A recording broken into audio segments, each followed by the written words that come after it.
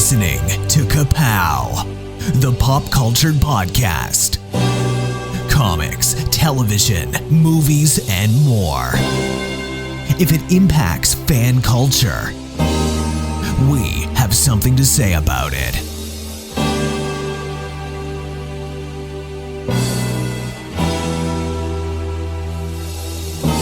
And now, your hosts, Jordan, Cliff, and Seth.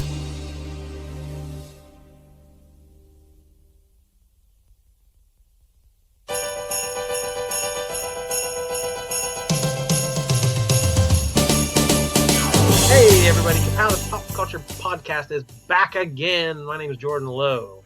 Cliff Barnes. I'm Seth. Episode 397. Yes. Does that math check out? Yes. 397. Who would have ever thought? Yeah, Be that one humble. circled. Yeah, that circled on your calendar. Like, man, 397. That's right. It will never happen. Humble beginnings and a humble middle, and here we are at the humble end. Yeah. Just a little dream in Michael's brain. Here we are, 397 episodes later. We're counting down to the holidays. We're counting down to the new year. And shortly after the calendar turns 2024, we'll hit that big episode 400. So get ready for that. If you've been with us in any of the other big round numbers, you'll know what to expect. It'll be coming at you shortly. That's right. Are you guys in the Christmas spirit? Are you in the Christmas mood yet? As we record now, the calendar has just flipped to December. Yes, Feeling finally. holly and jolly. Finally, I have, I know, still got something to do tonight after we're done. For my birthday was a couple, 2 or 3 weeks ago, whatever. But my daughter surprised me with something, I had seen at our local Ollie's store, if you have an Ollie's. There was a Star Wars holiday special advent calendar. Of course, it was, like a pop-up book for little kids, but I just thought it was cool as hell. And we were in there one day, and I was like, You "Oh pull my a little gosh!" treat look at out of this. the bowl on your head Yeah. every day. Pull a new little treat out. That's right. You never know what you're going to pull out of there. Yeah, so Carly and I were in Ollie's, and I was like, "Oh, holy cow, look at this thing." And I took a picture of it, sent it to you guys. I was like, "This is awesome." It's for little kids. But she bought it for me for my birthday. So we have an advent calendar. We got starting today, December the 1st. I need to, it's Wookiees. And you pull it open, and it has a pop-up tree, great big tree in the center of it. And then every day you open, the little pocket there for each, they're numbered.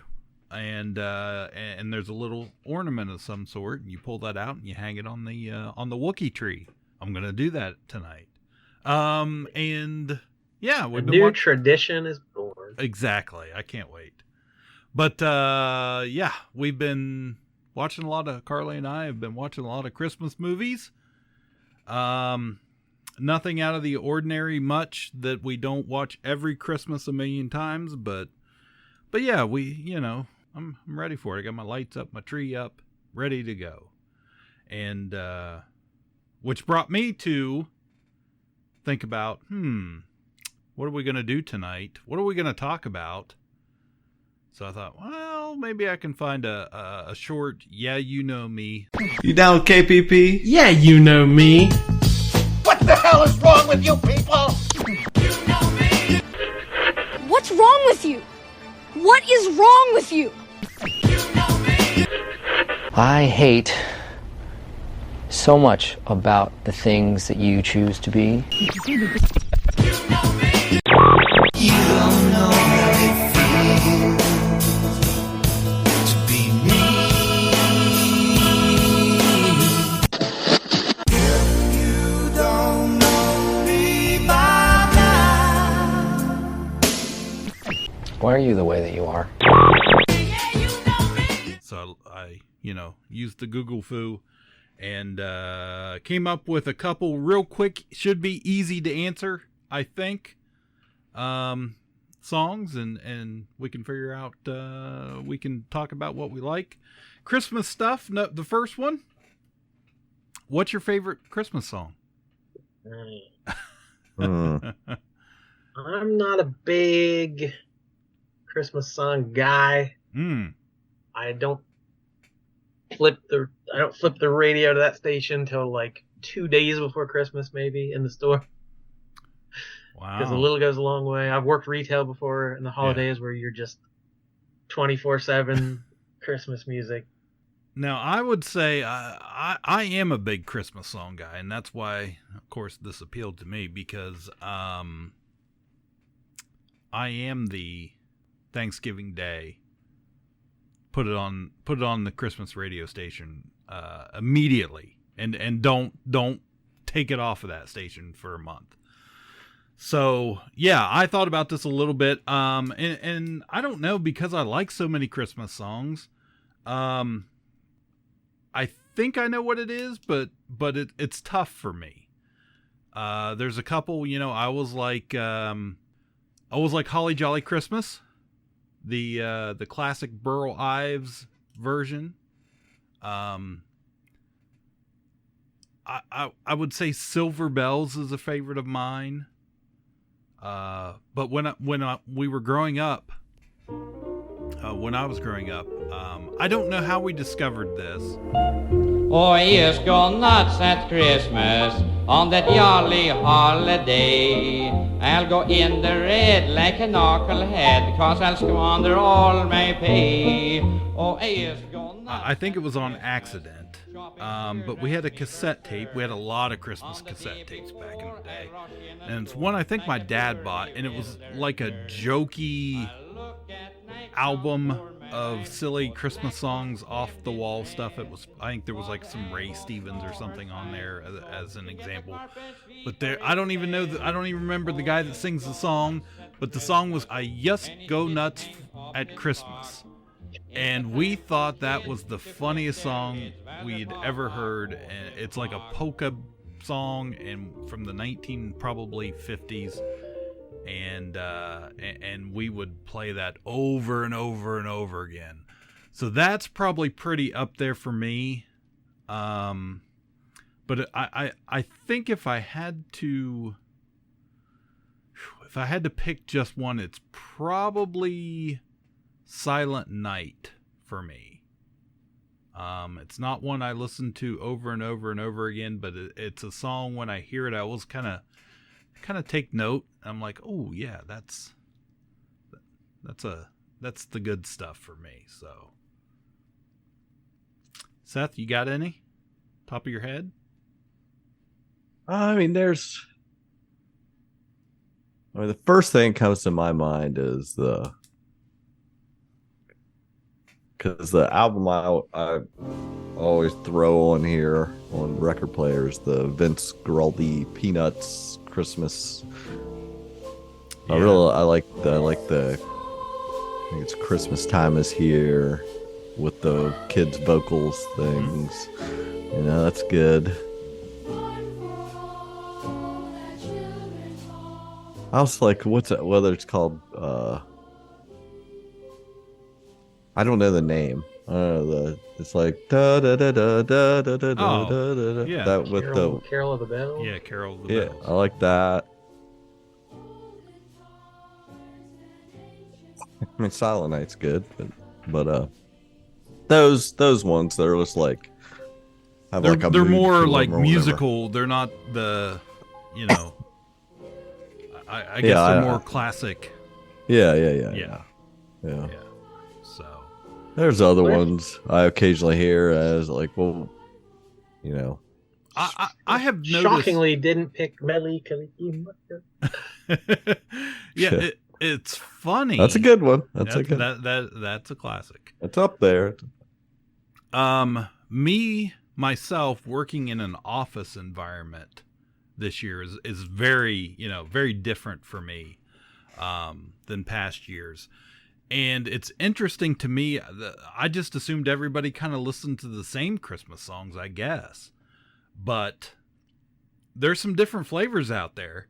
I've always been pretty much every artist ever has put out a Christmas album. Right. Yeah, there's a lot of deep cuts you might never expect. Right, exactly. It's funny as listening to, especially one of my coworkers. Her taste is way different than mine when it comes to Christmas music. But which is fine. But I don't know. In my head, when I think of Christmas music, I think of like these. I don't know, these like 1940s crooner guy, Sinatra and Andy Williams and, Tony Bennett, people like that. Like White Christmas is always a Bing. classic, But that's kind of what I'm more drawn to for the most part, and that's kind of what I think of with, like, I'm just going to put Christmas music on. But, the old-fashioned country dink dink Christmas, and I'm like, oh, what is this? I don't like this at all. I like the classics. I like the Elvis songs. I like the Beach Boys songs. I like the stuff you're gonna hear on Mix 100 on Christmas Eve. My tastes are not super deep, but there's one. I'll throw this out for Justin. There's a song we learned in our Spanish class in high school called Are Borraquito. And it's the song about, like, it's like, hurry up, little donkey. You gotta get Jesus is about to be born. So it's like, it's an adorable little song. So.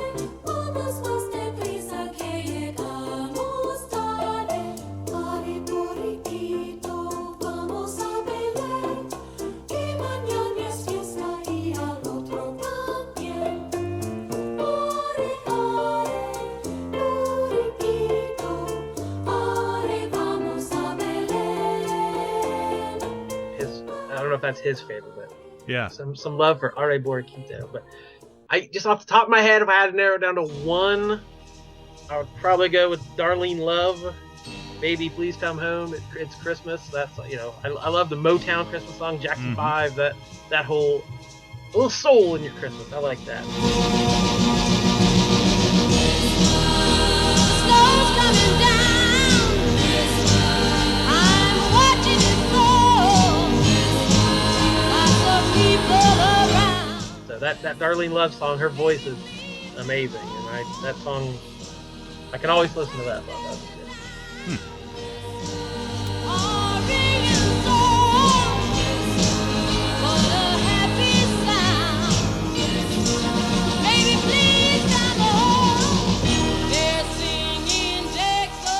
Good stuff. Yeah, I just ordered the Home Alone.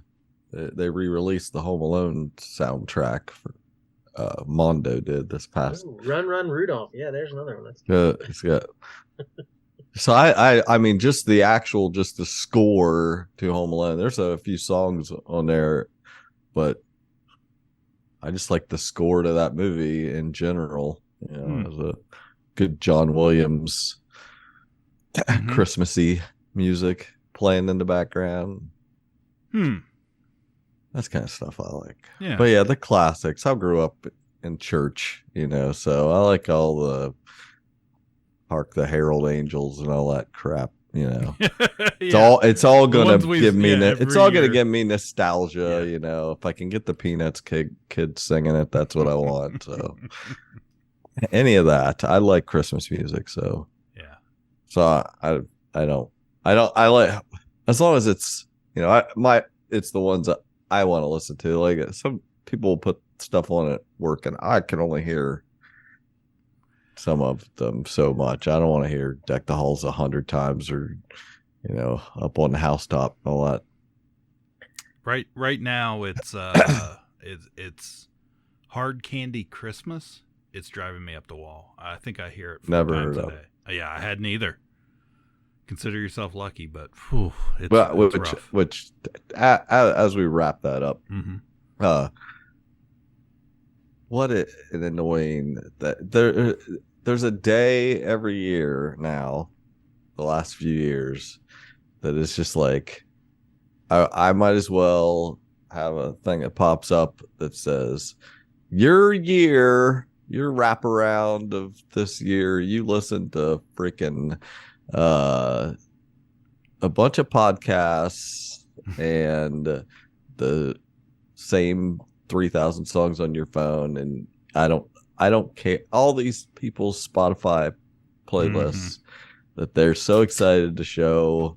I've seen those. Just like show how many different Taylor Swift songs they listened to this year. It was like, or is everybody I see? It's all of that, or like mid 2000s Fall Out Boy, whatever. I'm just like, I'm so proud that I don't know what any of that stuff is. Like, it's so hilarious. Like, there's just a certain point where I just stop. Like, I don't listen to the radio. I don't listen to it in the car. I don't listen to it at work. I don't have anything against Taylor Swift, but I could not name 5 Taylor Swift songs. Yeah. It would be impossible for me to do because I never, ever, ever listened to it. That fact, I think that's a song, isn't it? Ever, something. But that's, I did. Close. But I do. I'll have it on I don't have anything against her, and I know who she is, and she, all that. I'm not oblivious to her, but I seriously couldn't name 5 songs, and she's everywhere. And I'm just like, it's not like I've had some people say, "Oh, you just don't know yet." I'm like, where do you think I'm hearing it? Because I don't. If I'm anywhere out, I have headphones and I'm listening to a podcast or the music. I've already capped out. I'm at 3,500 songs, I think, on my phone. I've got them already. Taylor's version. Yeah, yeah, that's right. Yeah, really. Yeah, I'll have it on the pop station sometimes at work, and like I don't listen to it. Like it's just noise. But I'll occasionally stop and hear a song, and I'm like, that might be Taylor Swift, or that's probably Taylor Swift. I bet. Like, because I'm like you. I don't know. Yeah. I know the songs, or I can. Oh, that's that song, but I don't know anything about them. Exactly. Over Thanksgiving, my nieces are Swifties, and the one I'm just pretty much out of the blue was like, how many Taylor Swift albums can you name? Albums, let's see. Like in 1989. Yeah, she's like, whoa, good job. And then I just started making them up. I just started guessing. I was cracking her up because I was just saying the most random things. Like, I failed her quiz horribly, but I made her. Right. It's just like, it just cracks me up looking. I really, honestly,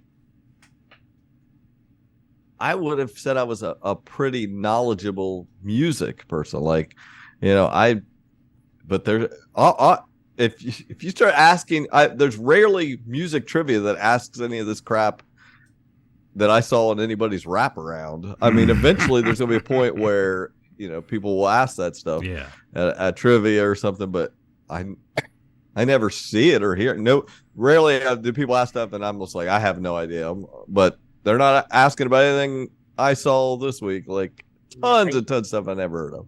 It finally got to the point, where like the Saturday Night Live musical guest, like once a season, I'd be like, I don't know who that is, and now it's 90% of the guests. Well, honestly, most of them were never. It usually is somebody that isn't anybody anyway. They always got random people, so who would freaking know?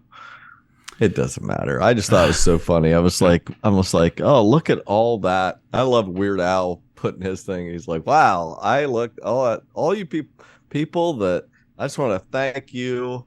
So all these people post many thousands and thousands of minutes they listen to my stuff, and I made about $12 off that. So I could buy a sandwich. I just want to thank you all for that sandwich. Good sandwich. Just making fun of it is like, you don't buy my music, don't do any of that. Just get it all free from Spotify. Listen to it. I get nothing. Yeah. Which I do. I don't even know how that all works. That Spotify just gets to make hand over fist and off of these people's music, and they don't get anything. Yeah, it's definitely a different scene. I just don't listen to Spotify. I know that is a thing. That's Jesse is close to being one of us, and he's that. I don't know when. How could he listen to that? He listens to I know he listens to podcasts on at 800 speed, but can you listen? Does he listen to music like that? I don't know how you could. Everyone sounds like the Chipmunks. I don't get it.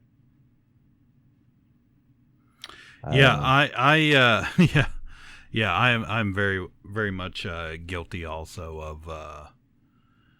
of just not listening to much music. I listen when I'm in the car. It's usually a podcast. Even if I'm out in the grocery store, it's usually a podcast. But I do listen to like every once in a while I'll run across something, and it's usually in this day and age it's like from TikTok, and I'm just like, oh, what is that? And because anything on TikTok is done a million times over until you just hear it over and over, and then every once in a while there's one that you're like, oh, I like that. But yeah, as far as music goes, not much. And usually by the time I discover it, it's 10 years old. So anyways, yeah. So that was some good stuff. Do you want another one? Or are we good? We're not missing anything. Yeah, whatever. Sure. I don't really have an answer for this one, but it was just next on the list. For questions, your most overrated Xmas movie. Just overrated, Chris. Yeah. So overrated. Famously, we did our Christmas bracket of movies many, many years ago that we've released a few times, and talking about our favorite Christmas movies. What on that list? I guess it's probably on that list somewhere. Is your most like every time it comes on, everybody thinks it's a big deal, but you just don't think it's a big deal. Yeah, I don't know. I'm torn on a lot of Christmas movies. I don't know. I don't even remember where we necessarily put everything. I always think, like I just mentioned Home Alone, I always think how everybody when we did that. I feel like I was surprised how much nobody likes of who we were, of you guys or whatever. Nobody liked Home Alone, if I recall, and that's probably my favorite Christmas movie. Like that John Hughes feel, and I love Home Alone. I have such great memories of watching it with Nick, watching it with my nephews. Just like, I just think it's a great movie, and so it wouldn't be that, is what I'm saying. But I'm surprised how I feel like nobody liked it when we talked about it. But I don't know what I'd say is overrated. Do I think it's overrated? Maybe, I don't know. But I don't think of something that I hear talked about all the time or anything. So Love Actually used to get a lot of buzz. I think that's I don't care about Love Actually, but I don't know that that people talk about it anymore. Yeah, that was I hadn't even seen Love Actually until after we had done that episode. But yeah, Home Alone, it's a movie I really liked at one point. I just feel like maybe it didn't age that well. But I don't hate it. If I was going to say anything, it's probably like some of those newer things like Bad Santa, stuff like, newer. Yeah. Well, I hate to be that guy. It's like, well, kids movies when we were kids are great, but kids movies nowadays suck. Like, but I'm thinking like all these new animated movies, I don't know, they all just seem kind of lazy, and like they're not going to be that perpetual thing. No, they're going to be. Buy Christmas ornaments of when you're in your 40s. Right. That stuff you really cling to. I can't think of a modern kids movie that's like that. Maybe since Elf probably is probably the last one, but that's honestly, now 20 years old. I wouldn't say it's overrated, but like I'm not. I for the nostalgia and a few quotes and things, Christmas Story, great, fine, but it was always on 24 hours a day or whatever, and I was never going to sit down for one of those hours. Like, I'm not a Christmas Story fan. Like, I feel like there's a lot of dead air there. Like, Yeah. But I mean, it's not in my top 20 freaking Christmas movies, but I don't dislike it. I like I went to the Christmas Story house and all that stuff. There's things I like about it, but like it's a little overrated in my book. Like, you know, I was leaning toward that same answer because that's not one that's on my yearly watch list.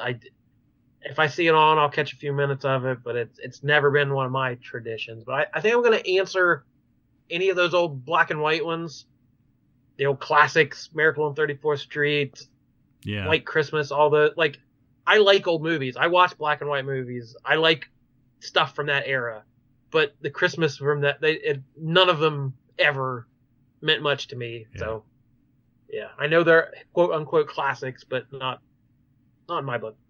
Yeah, I definitely have a sweet spot of, you know, my growing up era.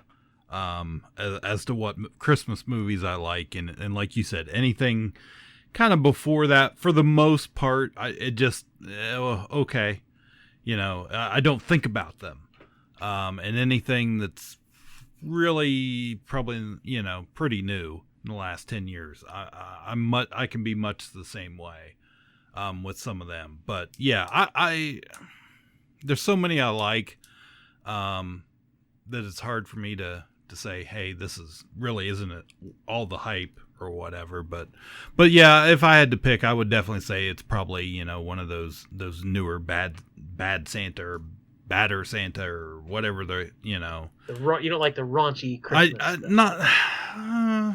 Not a whole lot. Yeah, I would agree. It's not something I go back and watch, but I don't know I don't know that anybody does. Well, you know, it's funny because I mean, even recently, I've heard people even mention that stuff, and I'm like, really? That's what you watch at Christmas? You know, that's my reaction. That's what you watch at Christmas? That's terrible. What are you doing? You're doing Christmas wrong. So yeah. So I'll even narrow it down more specific. It's a Wonderful Life.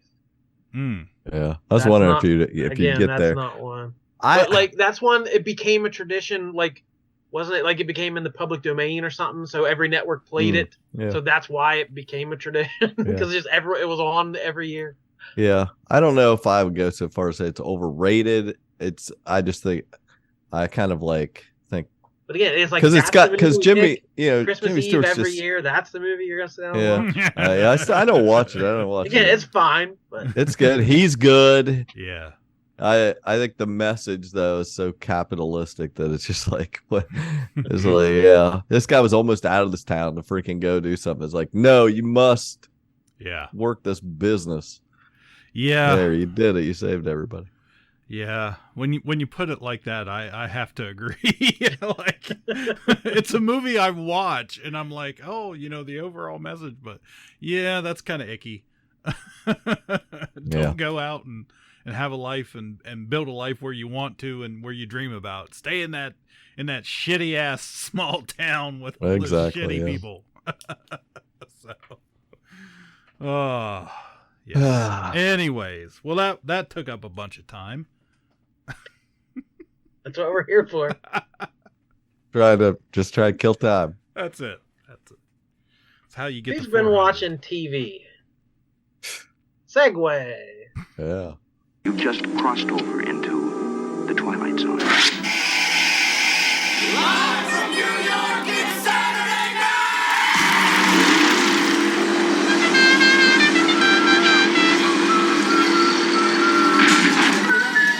Marsha. What's something right, yo? Yo, son, come on, yo, Omar's coming, man. I'm Prison Mike. You know why they call me Prison Mike? Davis, please sit down. Are you threatening me? I am Cornholio. First sign a youngster's going wrong, you got to nip it in the bud. Nip it. And I'm sitting there with Woody, and I turn to him and I go, boy, these pretzels are making me thirsty.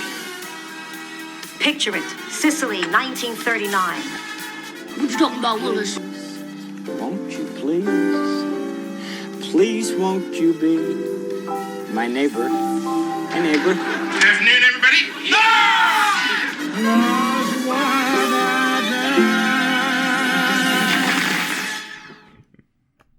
I signed up for the Black Friday deals. Hulu had a deal, and Paramount with Showtime had a deal. So I'm gonna have a lot more TV to watch. I was getting a little nervous. Things were winding down on the old regular network, so I'm gonna have quite a lot of streaming to do here coming up. Yeah, I caught that Hulu, even though we already had Hulu. I caught that Hulu deal with the $1 a month or whatever the heck it was for Black Friday, just to get a little cheaper price. So, yeah, been watching. Actually, probably what I've been watching the most is Amazon Prime here lately, with the new Invincible season. Like part 1 of the season or whatever, however they're breaking it down. Yeah. But man, it's been really good. I've really enjoyed it. That show is really good. Good show. Everybody's caught up on it. I am. Yep. Anybody have anything to say about it? I know it doesn't mean nope. I don't know that it means anything, but I love the title card. They do a little joke every episode when you're going to get the Invincible. Mm-hmm. But I love, even more than that, I love it says based on the comic book, like Kirkman, Otley, whatever. But like, so many of these things are like, a Marvel production or inspired by, like, this one's like based on that. They just say the comic book. But I think even Walking Dead said based on the graphic novels or based on, it's like, no, it's a comic book, and this show is so comic booky. So many comic book tropes and superheroes that, like, that's we're spoofing Justice League or whoever. Like, I just love that it goes all in being a comic book. It's not trying to be anything else or more sophisticated or more grown up or anything like that. It's just it's all in on its influences. Mm-hmm. Like it should be. It's good. I mean, I don't have much to say about it. I rewatched the first season. That was good. Watch these 4 episodes we got, and I'm always wanting more. Little twists and turns. I'm liking. It's brutal. Yeah. The voice acting, but in a way that doesn't feel. If you could just say, "Oh, we're gonna have an R-rated cartoon," it feels like necessary as far as the story. Like, what they're trying to tell is like, this is a brutal thing that stuff that's happening, and kind of justifying its twists and what he's having to do. And I'm curious to see where it goes. 40, 50 minutes or so, but like I feel like they all should be longer. Like, I'm never ready for it to be over when it does end. Yeah, that's the way I've been for once. Because I've been, I've become pretty much an advocate for the week to week series. I don't need them all at once, but this one, I'm like, oh, I don't want to wait on this one. So, but yeah, I've been watching that. Good. Yeah, I noticed they fixed, or they tweaked Adam Eve's logo a little bit, because I think it confused some people in the first season, because it's like, the female symbol with an atom across it, and like when she was drawn, 90% of the time it looked like an X. It looks like the female symbol being X'd out, and I did see some people online like, what is, is this some anti-feminist or what? It's like, no, it, like, they were just being lazy on the animation. So I noticed many more of her close-ups this year. You can actually see it's an oval, right? To crossing atomic symbols rather than an X.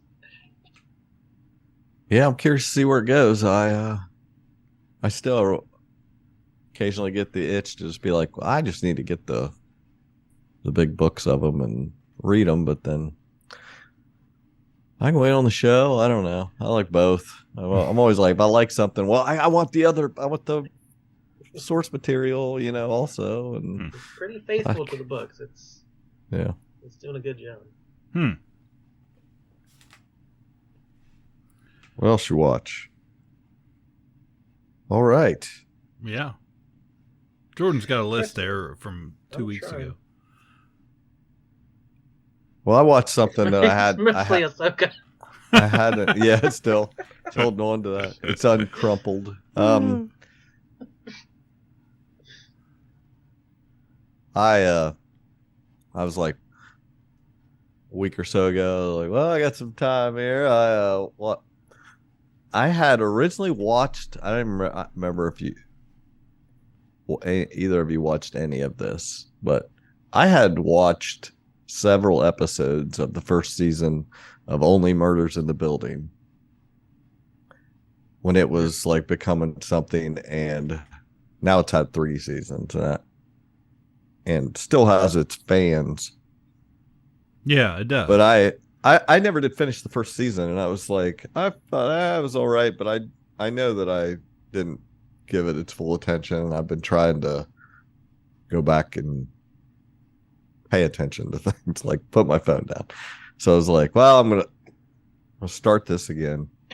I started over, and I've watched the whole series. And just in 2 or 3 days, I watched all 3 seasons and really enjoyed it. Like, it's a well put together show. It's not too serious, like, but it's just like it's got its own mystery each season, and there's several different guest stars where you don't know who it's gonna be, who's the murderer, and like one season's a little more clever than the other 2, but it almost doesn't matter. Like, it's going to be, whoever they'll have justified it in the writing, who it was, and you won't necessarily have been able to figure it out anyway. But that's not the fun of it. The fun of it is watching Martin Short, honestly. Well, like Steve Martin's good. Yeah. Selena Gomez is good.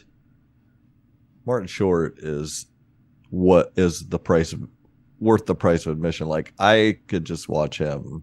His deliveries are so good. He'll just say stuff like, it's like, that's not even the way I would say that. Like, if I read that on a script, I wouldn't say that line that way. But he's just like, so just doing his shtick of just so over the top about something or nonchalant about something else, and like he's just great. He's so good. I am in awe watching him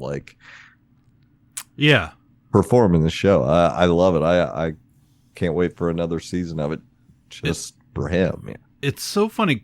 My daughter is 16 years old, and she loves Martin Short.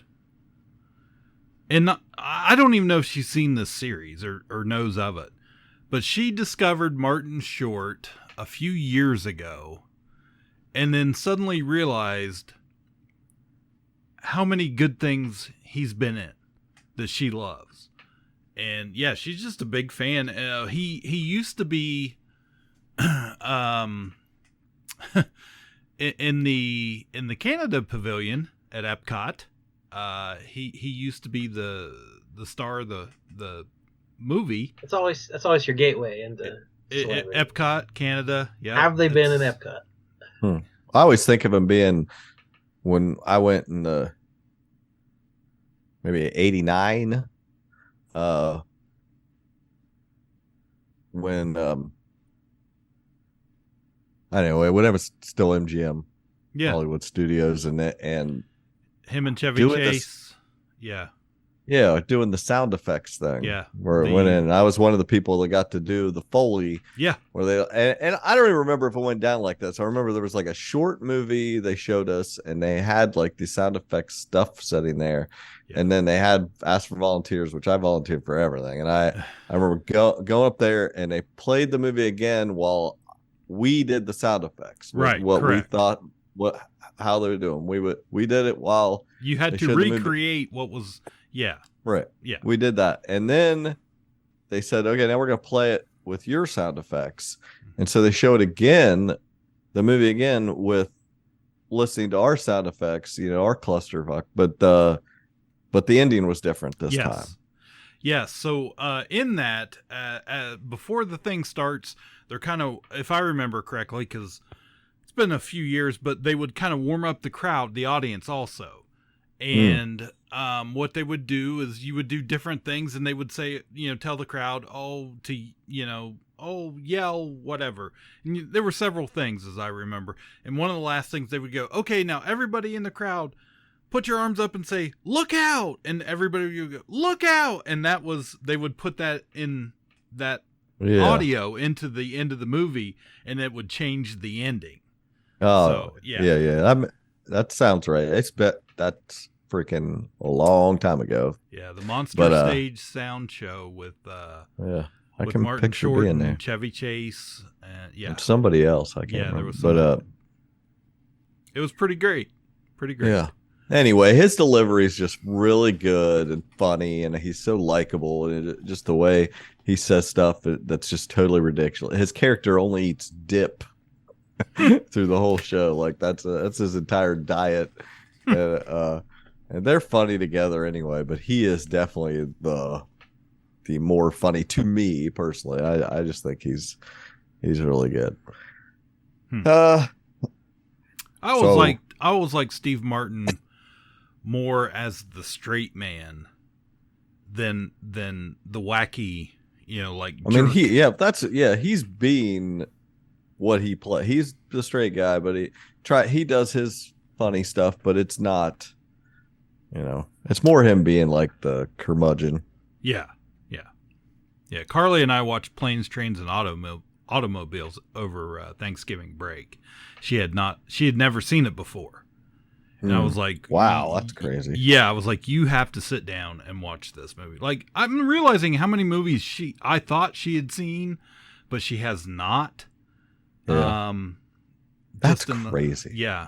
So I was trying to think what other Thanksgiving movies last week or whatever. Now it's like I think Knives Out is a Thanksgiving movie. I would put that might add that to the rotation. That's crazy. Yeah, Nick and I watched a Christmas movie he had never seen. It's a pretty loose Christmas movie. Children of Men. If you've never seen, but that's in my top 100, and he had it on his list. We've been trying to go through his list of movies he has never seen that are classics, or really, he needs to see, he wants to see. He's trying to have seen everything that's worth anything. And does he have a poster he's trying to? He's just got he's got a letterbox he's working on. Anyway, it was a hit. He thought that was pretty great. That's like Clive Owen and Michael Caine. Alfonso Cuarón has some great long shots, just long takes that are phenomenal stuff, and highly recommend. Well, I'm looking at my notes. The oldest thing I have is still in my notes. I watched months ago, but it's probably still available. It was the CW, so I'm sure it's on their app still. There's a 4-part documentary called 1982 Greatest Geek Year Ever. So I saw that was on, and I saw it was 4 parts. I assumed part 1 would be 1982, and then we'd do maybe 1983, 84. Like, I thought we'd do a different year every time, but no. It was 4 hours dedicated to the year 1982. Wow. Calling it the greatest year for geek entertainment ever. I was like, I have a feeling some of us might argue that, but it was still pretty interesting. So it was like, Cliff's a 84 stand. 84 is pretty strong. Yeah. But it's one of those talking head shows where it would show clips up, people talk about it. Like I said, I will watch any of those if I'm even remotely interested in the subject, and this one was good. So it kind of gave the idea. This blockbuster era started with Jaws in 75, obviously, and then Star Wars in 77. But like, it took a little while to catch up for everyone to figure out what to do with that. Like, oh, these are what movies could be now. So like, they're saying by 1982 they kind of perfected that idea. E.T., Blade Runner, Star Trek II, Tron, Fast Times, Conan, Creepshow, Poltergeist, Dark Crystal, Road Warrior, First Blood, Swamp Thing, The Thing, and Beastmaster. They even gave some time to Beastmaster. So I would hope so. yeah, It's a number one movie on that list. Wow. they talked to William Shatner and Keith David and Ron Howard and Roger Corman and Dee Wallace, and Mark Singer was involved. So they gave the full Beastmaster, Beastmaster treatment. Yes. Never go full Beastmaster. You want to talk about overrated movies? Let's talk about E.T. That is an overrated movie. Controversial. I would only, agree as far as people put it like number one of his movies. No. That's crazy to me. Yeah. But people are super nostalgic for it. Like, not I. It was never high on my list by any stretch. Yeah. Jordan, are you watching Fargo season 5? Fargo's back. I've seen the first 2. I've seen the first 3. I haven't seen the most recent one. It's great. It's back and better than ever. Forgot the show existed. Yeah. If you're not familiar, this is the Noah Hawley version here, just basing loosely out of the original Fargo movie. Yeah, so he's not adapting any of the movies. There's no one-for-one comparison. Just flavor. But there's just like touches and feelings of many different Coen Brothers films that you get either references to or just even what somebody's wearing or a random quote somebody says. So yeah, it's basically just trying to capture the feeling of a Coen Brothers movie and not adapting a movie to the TVs. Yeah, the second season is an all-timer, and I was thinking like I didn't care for the fourth season at all. I don't think, but it's back. It is great. Juno Temple and John Hamm are like the big stars here, along with Jennifer Jason Leigh, Dave Foley. Dave Foley, yeah. Joe Keery from Stranger Things. Steve from Stranger Things. Yeah. I didn't recognize him until this third episode. I was like, oh my gosh, Scuba Steve. I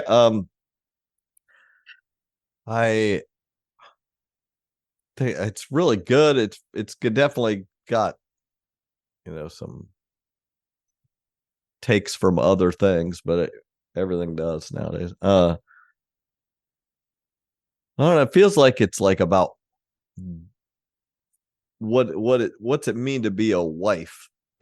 This whole thing. If you look at all the wives in this, you got the one cop is a wife, which kind of gives you those original Fargo vibes. She's a good cop. Her husband's a schmuck who's not really contributing. And this one's set in 2019. The other ones have all been set further in the past. Yeah, this is contemporary story. Yeah. So which does kind of give you that again, because there is like a little comment about they're taken away or whatever, and it's like that poor white guy. Why isn't my wife doing what she's supposed to be doing? And it's just a lot of that, and what if your wife is uncontrollable here? It's good. It's really good. I wouldn't want to spoil any of it. I thought it was great. I'm super into it. I've never seen Ted Lasso, but I really liked Juno Temple here, and she was really good in that The Offer, the Godfather. Yeah, she was great. She's great. I'm becoming a fan, even having never seen Ted Lasso. I'm becoming. Yeah, I remember in stuff years ago, but yeah, she's great in everything I see her in. So this is definitely she's stretching out here, doing some of her best stuff. And Jennifer Jason Leigh is like playing a crazy character, like insane. Dave Foley is insane. He's got an eye patch. I mean, like, what are these people doing? I want more. Speaking of a great straight man, that Dave Foley is, he plays it very well. It's very unflappable. John Hamm is like, well, even that's I just thought of another wife thing like that. I think in the first episode he's telling this, dealing with a citizen, like you just need to tell how to treat her husband and all this, and I'm just like, yeah, there's some pretty sketchy vibes in this show of a lot of people how a wife should act, and so curious to see how that all plays out. But yeah, Jennifer Jason Leigh is the craziest character in the whole thing. Whatever accent she's doing, I don't know. Good stuff. I've got to mention one of probably the most in the zeitgeist show I watched is that Squid Game thing on Netflix. We had Squid Game a couple years ago. Was that when the I haven't heard when that came out, it was everywhere. I haven't heard too much about this follow-up. I didn't even realize it was out. Which reminds me, like, it's crazy that original Squid Game was such a huge hit, and it was basically a scripted. It was acting like it was a reality game show thing, but it was scripted. It was a show, it was a regular show. Yeah. It was, and so to watch this, where it's basically real people playing the Squid Game games as close as they can mimic it, it's almost like it's always interesting to me because I respect both genres probably more than most people. I really respect the reality genre of like how real people react to these things. Like the real people are playing these games for millions of dollars. People can be cutthroat and do crazy things to win. And it's like they just wrote the original, and yeah, there was twists and turns, but you just wrote it. You wrote it to be that way. This is how real people are just making these decisions, not how you wrote it. So it's like it's equally exciting how someone might choose to handle something, when it's all or nothing. You lose a game, you go home. But they're really mimicking. If you guys watch the original one, Mr. Beast kind of took a little of the gas out of this, because after the original Squid Game, he did his own Squid Games. He basically did what this show's doing, and got a bunch of people and played out as close as he could the Squid Game stuff, which I watched. It's the only Mr. Beast thing I've ever seen. And it was fine. But this is good too. It's like there's been some trending things and stuff about it, but I've watched all the episodes released so far. They're down to 3. It'll be over here in this week sometime, but it's interesting. They just, instead of like in the original one, if you screwed up or whatever or lost, you got shot. It was this one. They have squibs from the movie. So they just activate it and it acts like they got shot and the person lays down, whatever. But just it's kind of interesting how they do that. Good, but Squib Games. Squib Games. That's right. That's what they should call it. That's good. You did it. Thank you. Anyway, it's good enough. I thought there were some interesting characters, interesting things. Are still like, at one point in the original Squid Game, they paired up. They were paired up, and then they had to just go play. They gave them marbles, and you had to go pair up and play a game of marbles. You had like 20 minutes. You could play whatever kind of game you wanted with those marbles, but you had to decide your own rules, and whoever won, the other one was out. So they were going to cut the people in half right there. And it was interesting in this,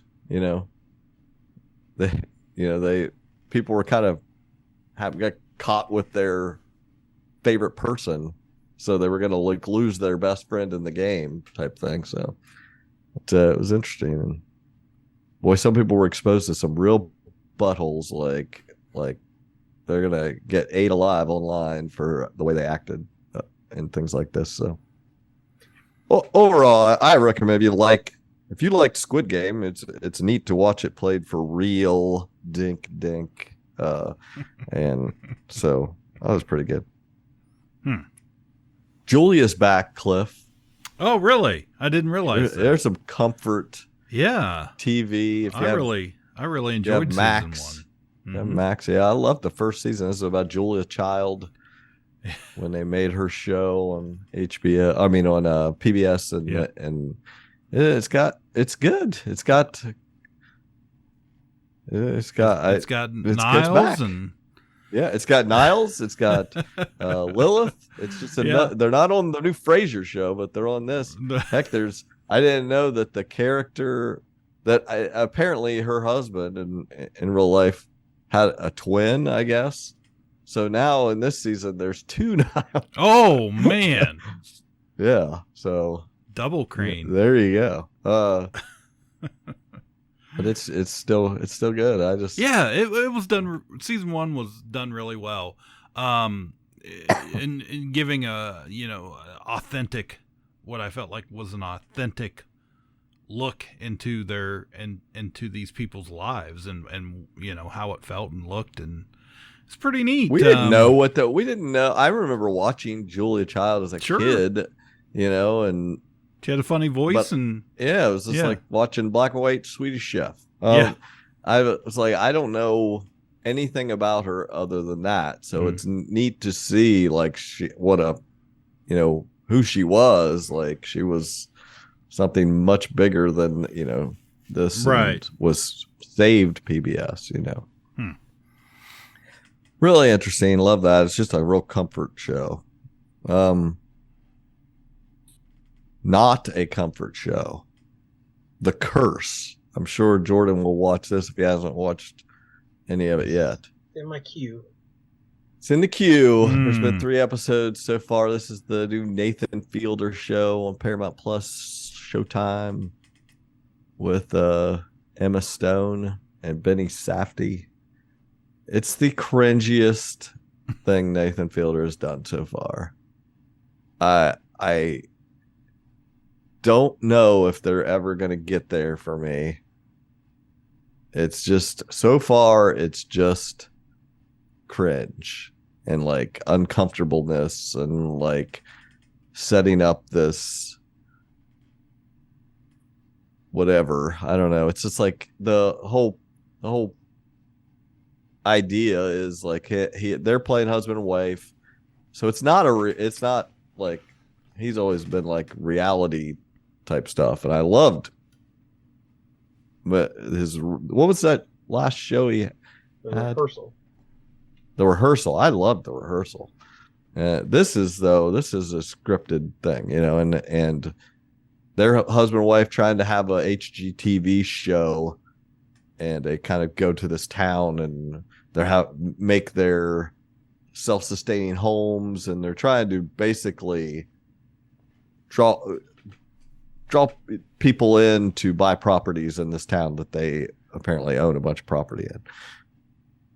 And they stage something of him giving money to some poor girl, and she curses him. And it turns into, did she really curse him? Like, is this a thing, But it's just, so far it's 3 episodes of on and on and on of not so fun. I know that Emma Stone's getting a lot of raves about it, but she's good in it. I don't know it's not blowing me away. She's good. I think Emma Stone's good. Again, it's a very talked about show. It's buzzy. It's hot, but it's like there's so much content. There's so many networks. Like, this is not a show everyone at work is talking about over the water cooler because it's like it's the least most fun people thing. probably have not even heard about it. So it's the least fun thing I've seen in a long time. Like, I'm gonna keep watching it. So hard to get a big consensus hit like that. Yeah. That, like, when something like Squid Game blows up the way it does, it's like, who could predict any of this stuff? Right. You guys watch anything? Huh? A lot of Christmas shows. Great. I saw a movie. I went to the movies. Oh. Uh-oh. Yeah. I went to see Napoleon. Gosh. Exactly. You would think that if you went to see a movie called Napoleon, like if I went to see Napoleon Dynamite, and I got a movie that I got a good grasp on Napoleon Dynamite. I know a lot about him. This part of his life. Uncle Rico. Yeah. Friends, Pedro and all that, yeah. Summer. I got the whole Napoleon Dynamite thing. I went to see Napoleon, and I don't know if I know anything new about Napoleon. Like, really? Ridley Scott just doing whatever the hell he wants to do. Like, it was I don't know. It was perfectly fine. It wasn't that it wasn't entertaining here and there, but it was just I don't know anything more than when I walked in there.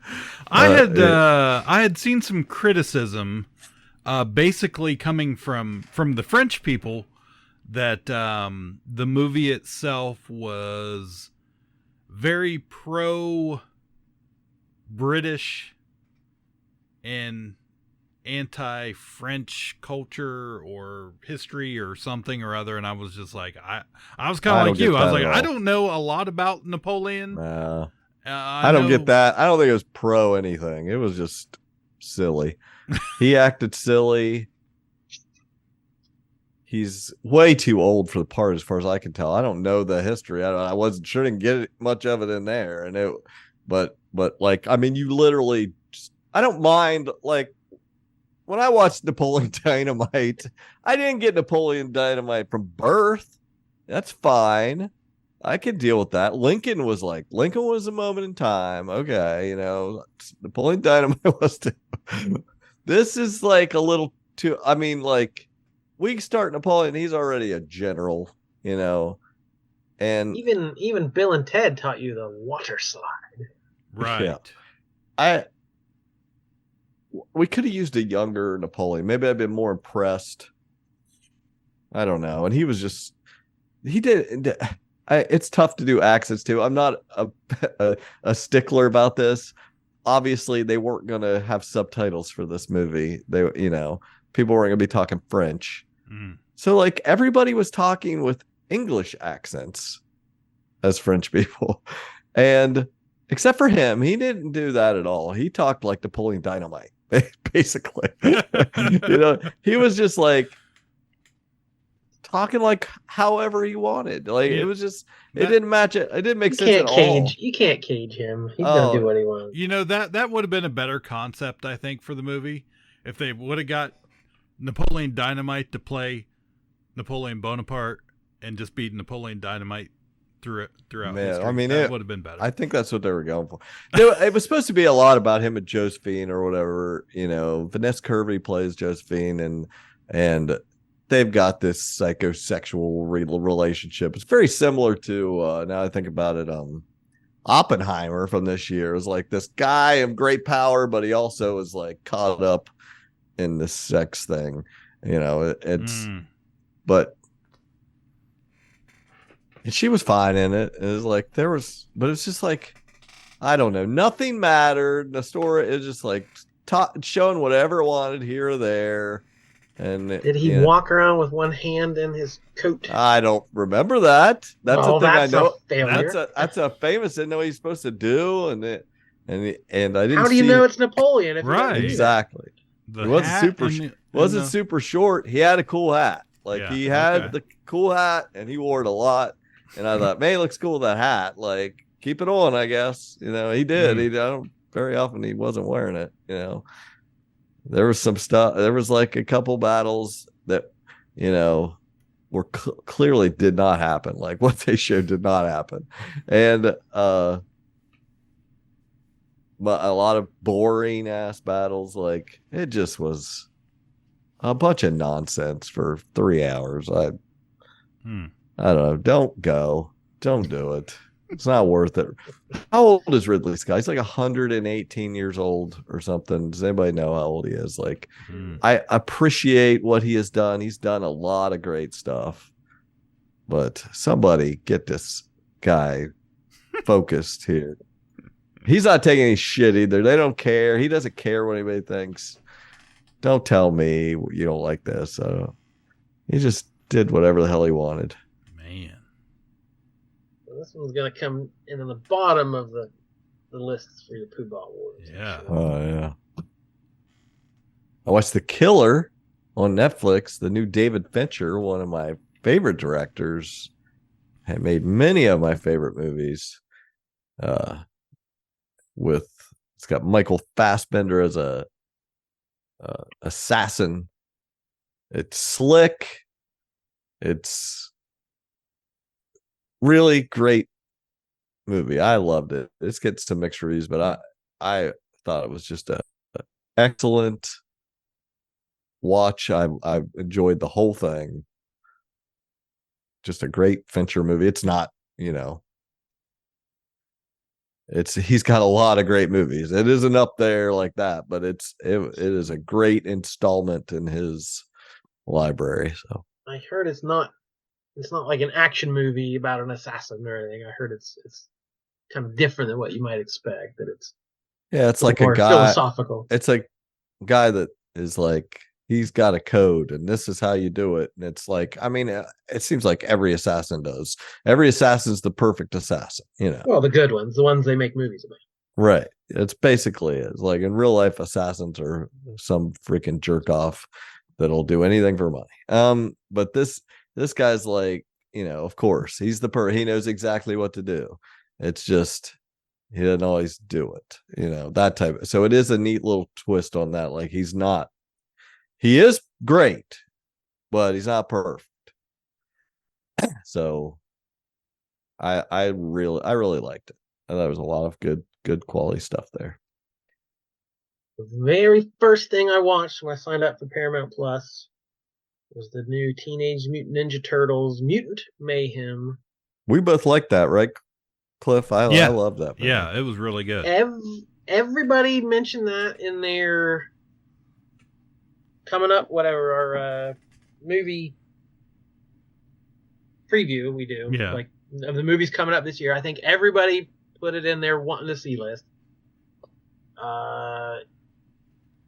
I know you guys both went to the theater and I didn't.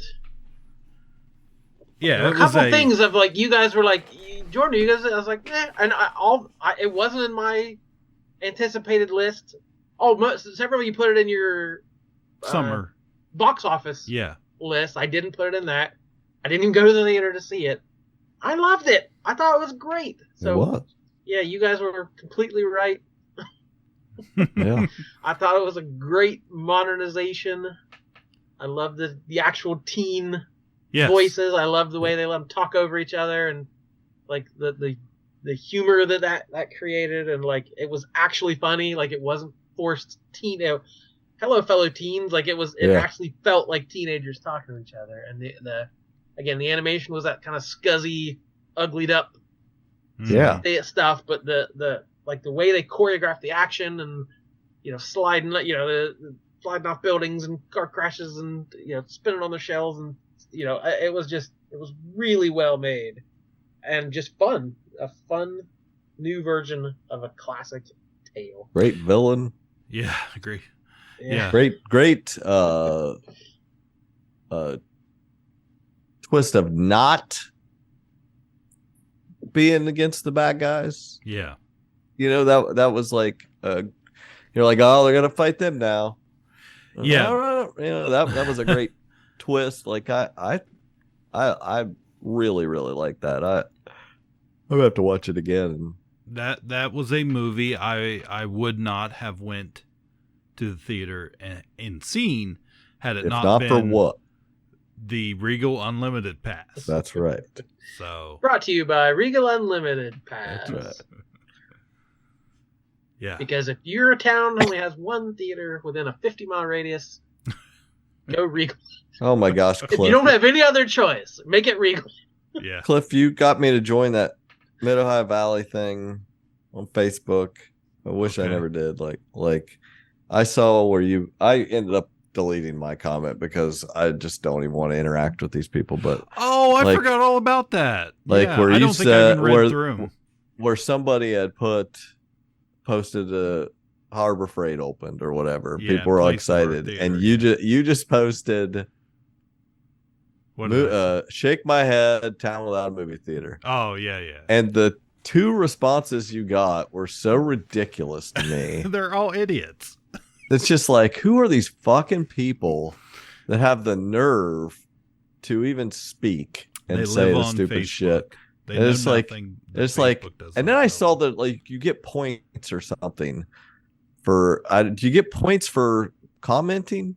Because like if you click on somebody's name, it says like so many points or whatever. I'm just like, what the fuck is this? Like, I don't want. If you get points for commenting, no wonder you get stupid comments. Yeah, like I have no idea. I love reading through some of the comments because it's always my gosh the trashiest stuff. They do. I mean, lately in the last week or two, a lot of it is nice, and like the people they are kind of policing that. Like, hey, how about stop being negative about this or that? You know, and we're trying. Somebody's asking for help. You know, they need make fun food. of them for it. Yeah. You know, how about let's just answer them, you know? So I appreciate that. Like you said that. And one guy was just like, who freaking cares? Nobody was ever there anyway. Nobody was ever there. And, you know, who cares? You can watch at home, And I was like, shut up. Yeah, it's all just go away. Like people. You can't imagine people wanting a fucking movie theater. And the other guy said it's been closed for years. And I wanted to just jump through the freaking screen. Like he's like, it's been closed for years. Like you are the dumbest person on the planet, Cliff, for having said, first off, like that would matter. How stupid. You know, if that was even remotely true. Earned him a point though. Yeah, we got the points. Yeah. But it's like it's been 9 months. It's been closed. And that guy said it's been years, Cliff. Yeah, I find a lot of those comments are you know, projection, you know. Nobody went there, meaning I didn't go there. You know, it's always that or very. They were the thing is, they were all so excited about Harbor Freight. I just can't even get over it. Like I kept waiting for somebody to say, because somebody else said something about theater. You know, I said Harbor Freight is closer to us than the mall. Go to, you know, if you need that's what I mean. Like I was waiting for somebody. There's one in Parkersburg. Yeah, there's a Harbor Freight there. Thanks. Yeah. It's like, but how many posts are there? Is there anything to do for a date? It's like, I mean, if there wasn't already so many shitheads saying, yeah, you go to a vape store and go to, you know, listing all the shitty things we have. It's like, go to Harbor Freight. How about the freaking, you might as well just go to Harbor Freight. Yeah. Or go to freaking Tractor Supply or go to Lowe's or go to Apex or go to Home Depot. Take her on a date. Yeah, I was like, there's 100 tool and farming stores. It's like, but you know, I am normally make her your wife. It'd be really nice. I'm all for anything new coming to this town. Normally, you know, any type of progress. It's thank you, wonderful. We will take it all. But in this particular case, where you're taking away the freaking movie theater for that, for a tool store. Yeah. They're super excited. I'm like, they better fucking just go in there and buy all them damn tools. That is the most Marietta thing ever. That is the Marietta reaction. Something new. We must consume it so much that we're all sick of it, and then it'll quickly turn to we hate it. Instead of just I had a customer tonight walk in with a little baggie, and she's come in a couple times. She's organizing her kids' old comic collection or something. She's come in for boxes a couple of times. Right. So she came in and she's like, I came in for boxes, but I went in the wrong door. I ended up with a Christmas present though. So she walked into the barbecue joint. Oh, good. Accidentally, and walked out with some sauce. It's gonna be in somebody's stocking. So. Oh, wow. Man. You two can sauce. That's funny. Oh boy. Oh, anyway, I just was like, what are you people even saying? It's been closed for years. Like, shut the hell up. Shut up. Everything, you the local newspaper or the local news channel, half the things posted, there's some comment, slow news day, huh? Or who even cares about this? Or it's like, if you don't, why are you commenting? Yeah. If you don't care Stay so out much of that it. you have to go out of your way to mention it. Like, yeah. Somebody is trying to make a point here. Like, let's a constant stream of just negativity or just off topic or just here's the story. Somebody's anecdote has nothing to do with anything. For the longest time with our local news station, any story they would post on like Facebook, immediately just a barrage of, why don't you report on local stuff? This is in, wherever it was, such and such. This is 3 states away. Why do we need to know about it? It was just like over every day, over and over and over every post. It's just, they don't understand. On the election day, early November, I was watching the WTAP to get the results, our local results, to see who won, and they did the news poll. The news polls are a thing of beauty. They're like, they ask the weirdest questions, get the weirdest responses. But on election day, maybe it was the day before election, I don't know. But it was, did you vote? Simplest question in the world. Yes, no, or I voted early. And it was like 50% was yes, maybe 10% was vote early, and 40% was no.